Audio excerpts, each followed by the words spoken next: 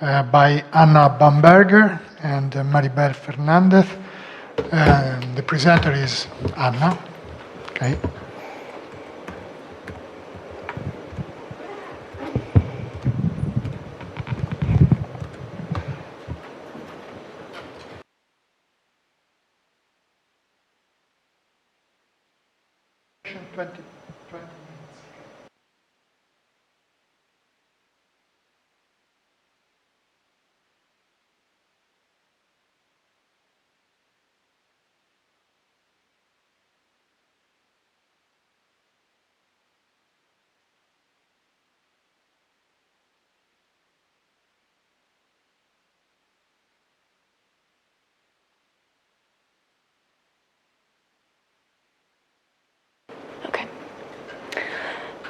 All right, I will briefly introduce our concept for a miner to mine access control policies based on what we call categories.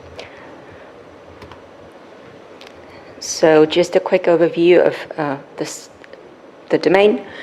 The access control system is a selective restriction of access to resources based on principal attributes, resource or environmental attributes, and other factors such as timings or locations.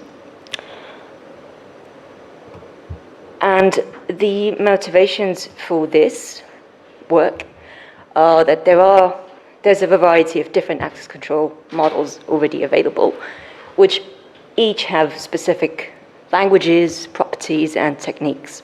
You might be familiar with what is probably the most famous one, the role-based access control model, which is used by many organizations, whereby a role is assigned, or rather a static table of roles exists, and those are assigned by an administrator to users.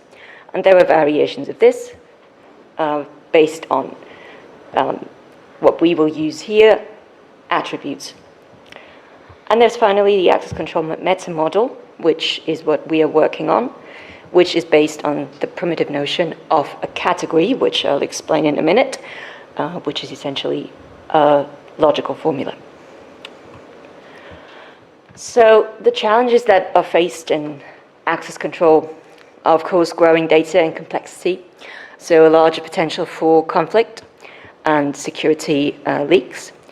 There is a large administrative burden for static systems, whereby the administrator constantly has to consider any changes to the organization and any policies before being able to administer anything. And there are plenty of models available, but they are problematic for a number of different reasons. The RBAC model, static obviously, does not allow for dynamic switching between policies, but relies purely on the administrator and organizational documentation, which can obviously get very complex and difficult to manage. The ABAC model does not provide explainability because what it provides is a set of rules with no real connection between each other. And then again, it's up to the administrator to find combinations and meanings between those rules and to produce actually meaningful policies. So this is where we are proposing in an ideal state, automated category-based access control policy miner. This is a meta model. It's a unified meta model for all other models, which relies on wider definitions of categories. And those categories may include definitions based on roles, attributes, outputs of a computer program, and other things, but there's no limitation to any of these characteristics, so there's less potential for conflict. What's attractive about this model is that it is capable of dynamically switching categories once there is an event that occurred which requires a change and the model has picked up that event. So there's less manual intervention. And obviously because of this, because it is grounded in logical formulas and axioms, it provides a better understanding and explainability of how it mines its policies, which, of course, it's very important in the area of security. So our key contributions for this piece of work, we present a new approach to mine the category-based policies defined by what, in this case, attributes. Again, reminder, they can be defined by something else, but here we're choosing attributes. And we seek our data from access control matrices and RBAC policies. That is not restrictive again. We can use logs and we can use organizational policies and other things. So the policies that are synthesized by the miner are category definitions. So those are formulas involving attributes and the corresponding values, and the list of any action that is permitted for each such category. And combined with our CBAC axioms, those define what are valid authorizations. And this miner wants to be capable of producing both dynamic as well as static, if so required, policies, and also explainable features for policy generation. So the category-based meta model is a core set of principles of access control and can be specialized for any number of applications. Because it is a meta model, it abstracts away any complexities. It is a generalization which can be used to filter out specifics for a role-based model, an attribute-based model, which is what we're doing here, and anything in between. It is formally defined, so it is an axiomatic approach to compare policies and understand what the consequences of changes are, and therefore also prove the properties of policies and how those policies combine. The entities are categories. Those categories are defined by principals, so users of the system, who receive authorizations via actions to act on resources. Resources can be databases, anything that requires access. And as well as what we refer to as situational identifiers, locations, times, anything else. And a category is a class or group to which this combination of entities, principal, actions, and resources, as well as the identifiers, belong. And there are particular cases such as roles, attributes, and whatnot. So these are the relationships between entities. The first two are identical. It's just one applies to principals, the other one applies to resources. And we're saying that if a principal belongs to a certain principal category, then it is assigned to that category based on the attributes that that principal displays. Same for resources. Then there is a permission category assignment, which we call ARCA. So we say, if there is an action that's authorized on one entity category with another opposite entity category, then that forms one assignment. And finally, once we have that, we can derive individual authorizations, or PAR, whereby we say, if a principal from that category may perform that action on that resource in that resource group, then this is a legitimate authorization and can be issued.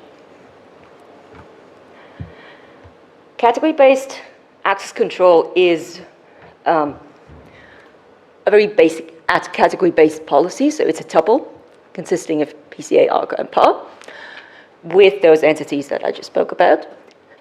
And we say that because it is general, because it doesn't limit itself to any characteristics,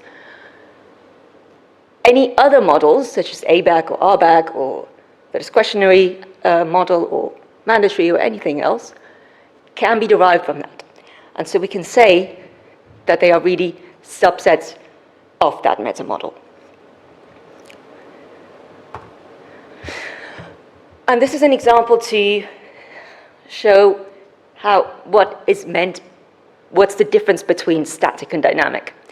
So this would be a classic RBAC table, where you have principals, principal metadata values, same for resources, and the action. So what would happen is, if a user arrives, and the user requests some access, and there's no indication of where that user is supposed to belong, then the administrator needs to step in, needs to figure out what that user's access should be, and needs to assign them something in that table. This is where dynamicity would provide a benefit. So you see the two categories two groups rather, on the left, one in orange, one in green. Orange is the original category, or group. That is what the user had based on the metadata values. But now that user has changed. This is just an example, can be anything else. So now the user's access should be something different because we see that the authorization, the action, which is assigned to that group, is in one instance assigned users, in the other instance, right, so more permissive. So in the previous slide, in this instance, if that happened, we would need to go through the administrator, who would need to go through the policy, the organizational policy, through everything that they are aware of, and figure out if this is legitimate. For the CBAC model, that is not necessary because authorizations are assigned to the existing categories. So if the user arrives and has those attributes, and the system knows that there is an action assigned to that, and that action is associated with a specific resource category, then the system automatically puts the user into that category.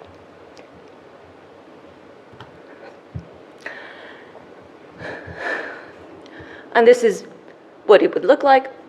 So we have on the left all the users that belong to the same category with the same action on the same resources. So that is what the completed mining concept should look like. We start out with logs, can be something different. We do data pre-processing, which is the green box. Don't know if you can see that. Where we can separate grant from deny actions. And then we create the categories, which are the three blue boxes. That is the core miner. So the miner goes in, figures out what are the correct categories, then it checks, are those categories correct against the logs? And if they are, then those categories are issued. If not, they're not.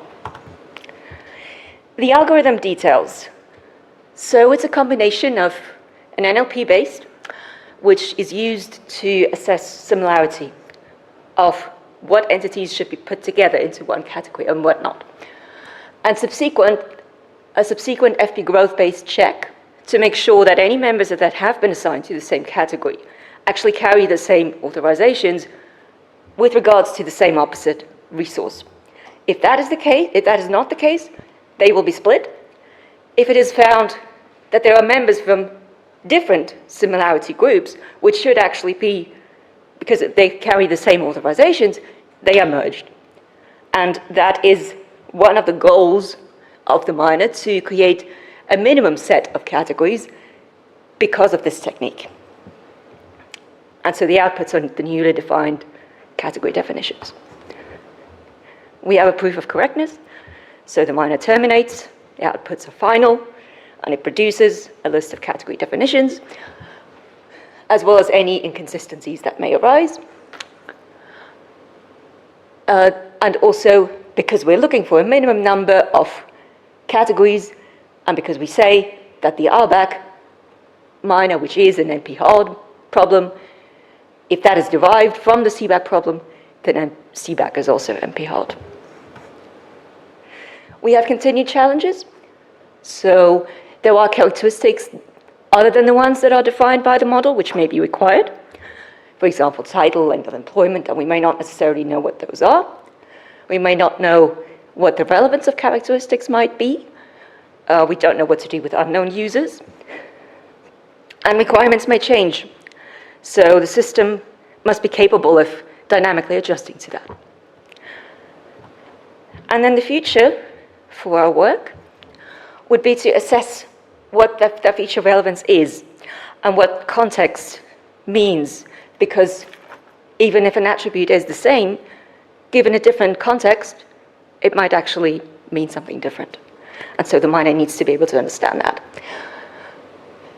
We aim to use category parameters to predict what future categories might be based on existing information, such as, for example, user risk factors and also external information.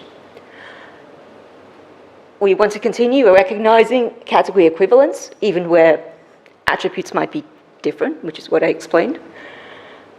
And finally, if we have one attribute which is associated with one action, does that apply to a similar attribute? So for example, should we merge somebody who can delete with somebody who can write, if that's all the information that we have?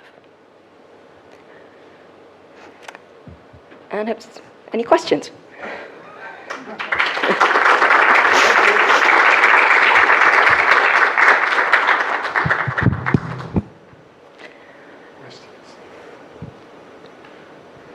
John. Okay.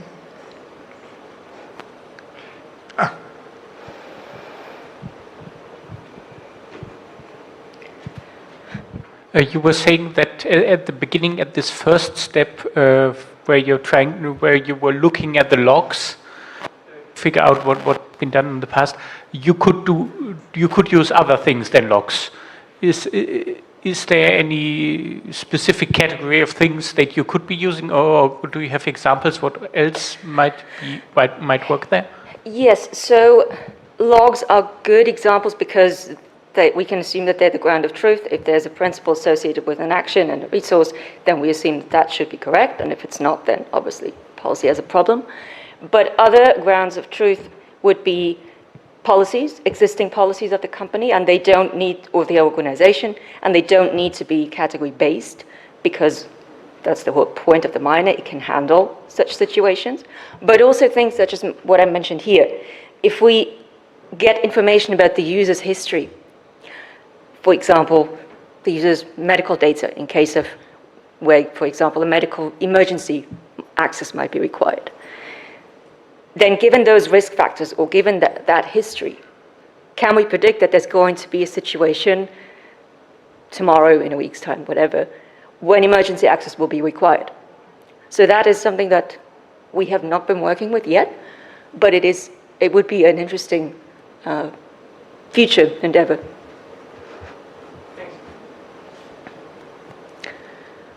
More questions? No? So I have one. So do you think that